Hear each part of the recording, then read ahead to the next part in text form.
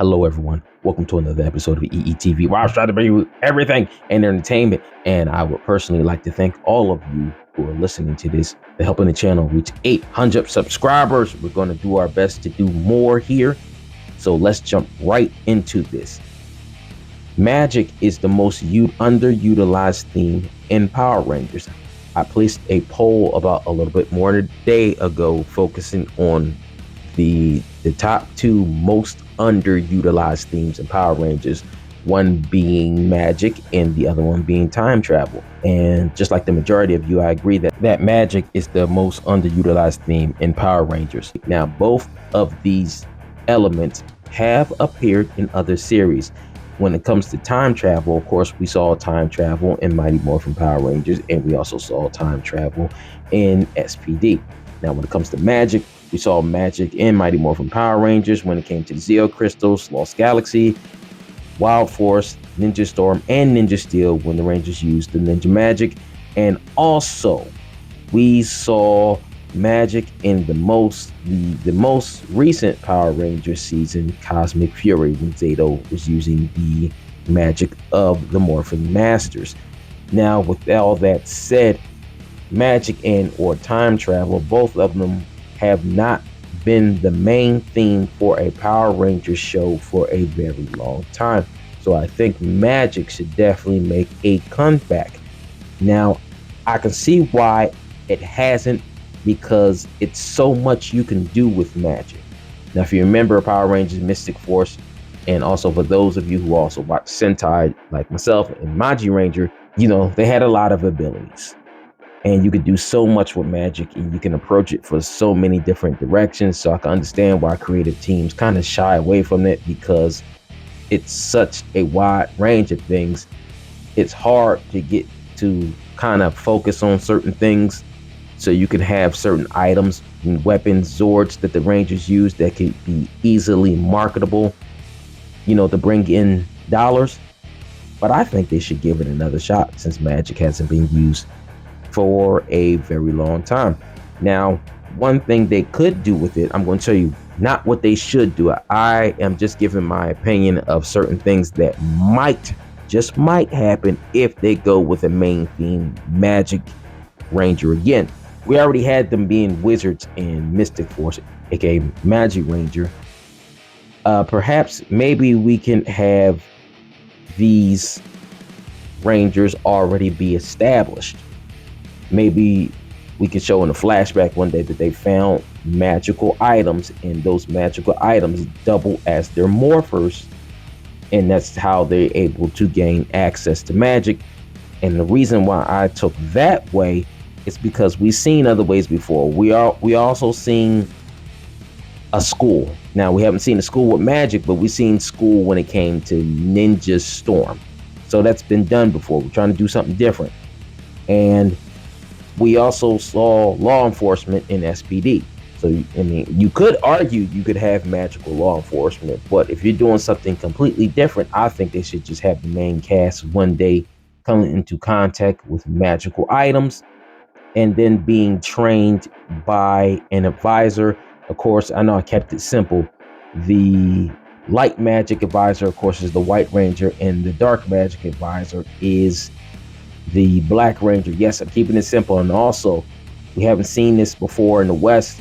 We're going to have a versus Ranger, and stay away from all of the things that Lupin Ranger and Pata Ranger did wrong. So we're only going to do the good things and incorporate magic into this. Each Ranger will have a color, and also the light side Magic Rangers will have a color, and the dark side Magic Rangers will either be a darker version of that color or be the opposite of that color. And each of the Rangers should have mythical beasts or magical beasts that they're associated with. And along with that, their weapons should be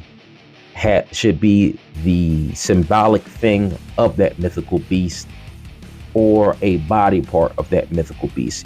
Two examples being, I'll do more than two examples. If you do a griffin for the Red Ranger, perhaps maybe the swords will look like the griffin wings, and it'll be two double swords. The Pink Ranger, what if the Pink Ranger has a mythical pink unicorn theme, and the Pink Ranger could have a rapier style weapon that perhaps had the hilt of the weapon is the horn of the unicorn. And then when it comes to dark magic users, maybe perhaps one of the Rangers is associated with a Hydra, and they'll have a weapon that has like many heads. So, I'm just throwing things out there that I think will be interesting in a magic theme season. Now, to move right along, they should not focus on elemental magic so much like in Mystic Force. It should be different. Like maybe each side, both the light and the dark, have combat magic and support magic, and they should mix and match it. It doesn't. The female Rangers don't necessarily always have to be the support magic users. You can flip around with the roles of who's a combat magic user and who's a support magic user. But what I think should be focused on is this: no matter who it is, the magic users should have like bladed weapons, and the support magic users should have staffs. That's what I do think. I also think this: all of the magic powers, each ranger should have renditions of these magic powers. Like, so all of these rangers should have these magic powers, and the visual representation of his power looks different because of the mythical beast they're associated with, and along with their personality. But I do think both the light and dark side rangers should share shape-shifting, flight, energy projection, healing, teleportation. That's what I do think they should share. Also, while I'm on this note, I also think that they should do something completely different. I think the Zords should come later on in the series, like the first maybe couple episodes. I think both sides should use some sort of magic that helps them grow, like to make themselves giant, and then they should conjure some sort of armor. Now, we've seen this, of course, in Ultraman, but I think it should be like that. They should make themselves giant and then fight using the armor, and perhaps the formation of the Zords should come later on because the magical battles are getting more intense and they have to do something different. So they can develop, with the aid of the advisors from each side, they can develop their Zords and make their Zords and find items. And it could be part of the show that they're tracking down certain magical items to be a part of these Zords. And then they'll have the Zords enter their combat, and then have the Zords also make a Megazord. Because we haven't seen something like that before. We've seen it to the point where they had the Zords established, and then they gained more items to make the Zords stronger. We haven't seen them not having Zords, getting items to make Zords.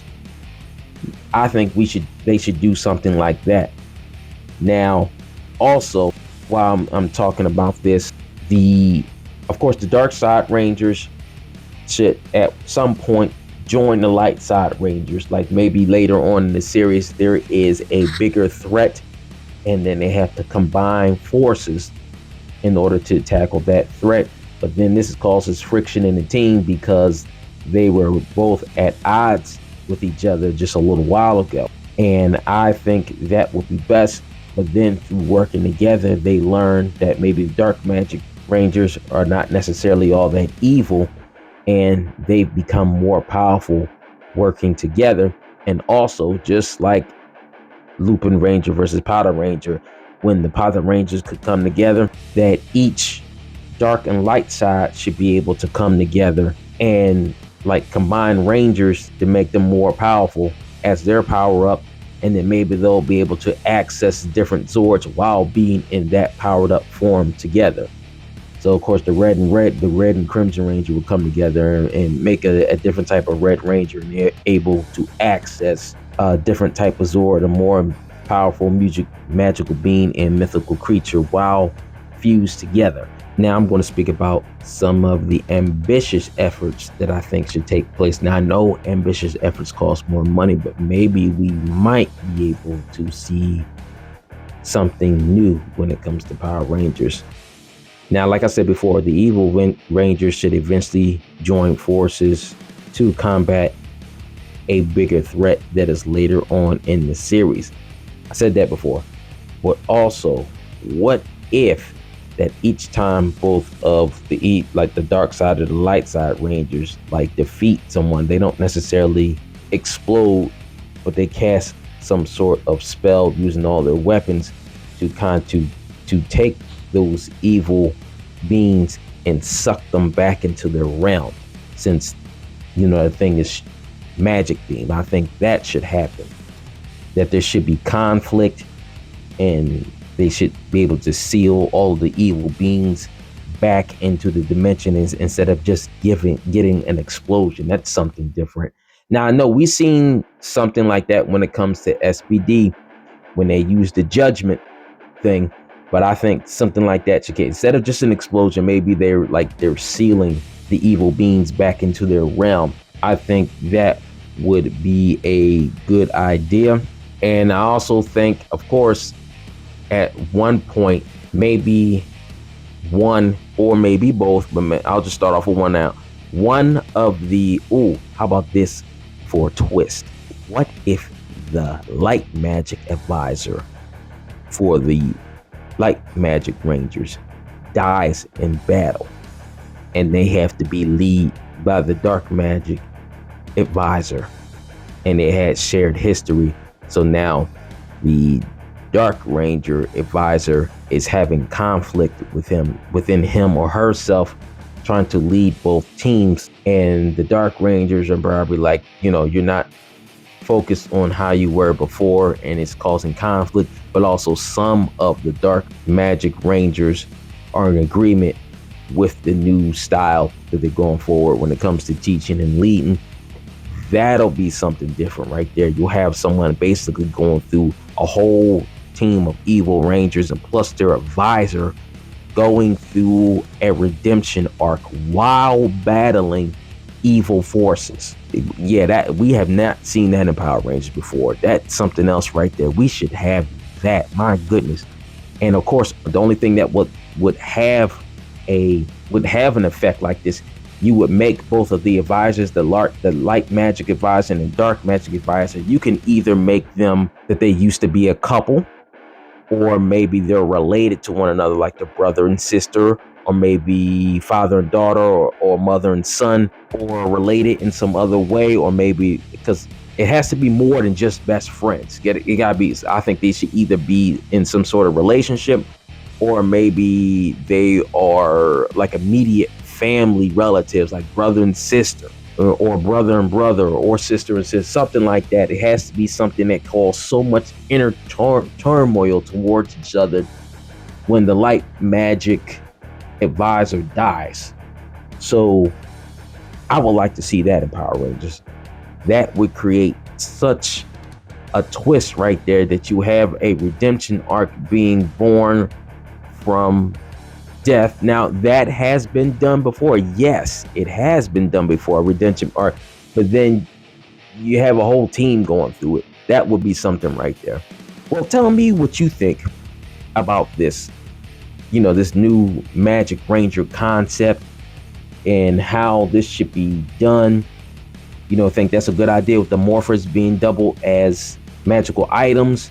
Do you think that this is a good idea, having light magic versus dark magic, or do you think the team should be smaller, instead of 6 versus 6, maybe 3 versus 3? Tell me what you think about how I did with the powers. Should it be elemental magic, or should it not be elemental magic, like I said? And how would you like to see the villains? Would you like to see the villains being other mythical creatures that are kind of like scary in nature, or would you have something be more laid back and not take itself seriously, along with still being good, like Power Rangers Ninja Storm? Well, once again, thank you everyone for helping the channel reach 800 subscribers. Like, share, subscribe if you feel like it. I'll see you in the next one. Take care, everybody.